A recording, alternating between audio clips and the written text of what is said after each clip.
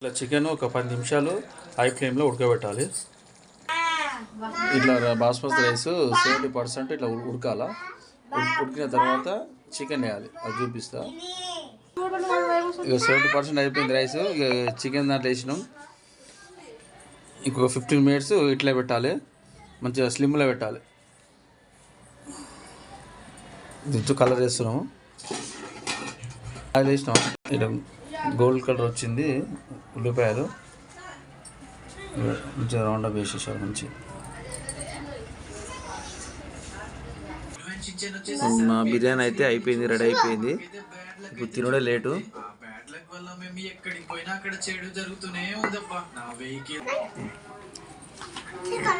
తినడే late. ఇప్పుడు కుమ్మేసుడే, కుమ్ముడు చూడరా. Lucky biryani ఎట్లుందకే?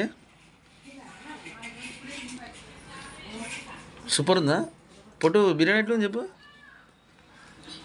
ఎట్లుంది బిర్యానీ? సూపర్ ఉందా బిర్యానీ? బాగుందా? ఇక మా చిన్నోడు 2 కూడా 3 తింటాడు. మా సూపర్ నచ్చిందంట బిర్యానీ.